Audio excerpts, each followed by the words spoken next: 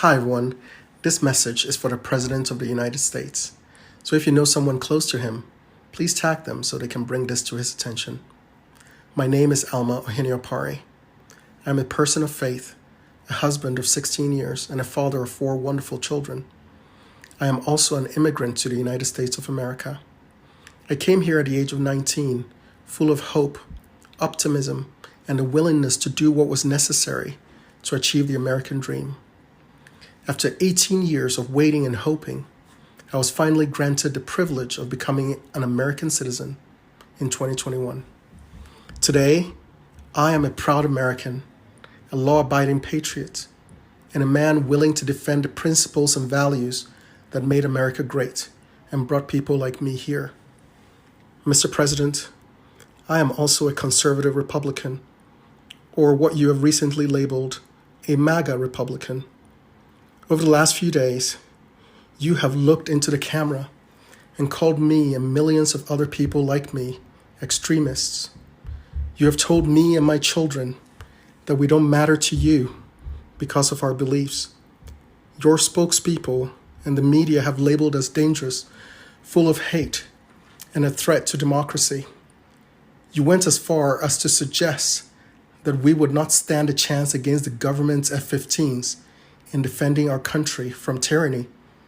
Your party leaders have taken your cue and called us terrorists, and all this without taking any time to acknowledge our humanity, listen to our concerns, or seek to understand our fears.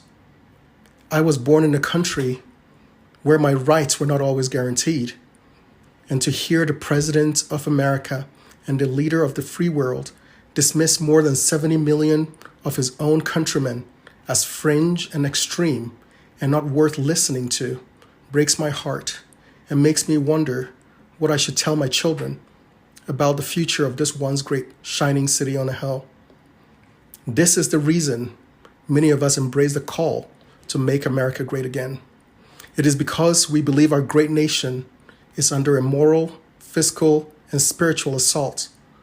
We are MAGA because we want to restore the promise in the hearts of our children that this is the place where their efforts will be rewarded and where their true potential can be realized. We are MAGA because we believe in freedom of speech, the freedom to exercise our religion. We believe in limited government and the rule of law. We are MAGA because we love the Constitution and believe our founders established a means for we the people to defend it from enemies both foreign and domestic. I am MAGA because I want to be able to look into the eyes of my 4 Black children to assure them that they're not victims, that they hold inside them what it takes to achieve anything they set their hearts on. We believe our leaders should put America and its interests first before any other nation. We believe our government should not saddle our children and grandchildren with insurmountable debt, chasing after a misguided idea of controlling or changing the course of the climate. Millions of us were horrified to witness what happened on January 6th and believe that justice must be served.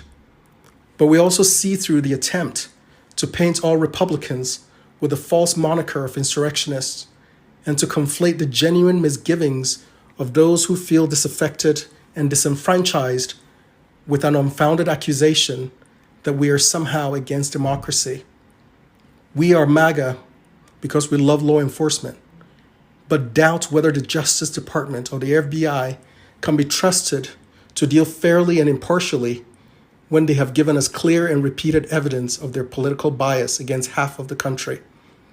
As a new American, this November will be the first time I get to exercise my right to vote, a right I've waited nearly 2 decades to earn. I understand the urge during an election season to attack those you see as political opponents. But Mr. President, I am not your enemy, and the tens of millions of MAGA Republicans are not filled with hate towards anyone. We love this country. We are heirs of the great legacy of freedom this country has afforded us and wish to exercise our right to be heard and not demonized. So I ask you, Mr. President, to tear down this wall of divisiveness and division that seeks to pit your fellow citizens against one another. Heed your own call for unity and lay off the rhetoric that seeks to demonize and defame millions of people who would give their lives and fortunes to defend these United States. If you believe in the redemption of America, then give my children a reason to hope, a reason to believe that our best days are ahead of us, in spite of the challenges we face as a country. Thank you for listening.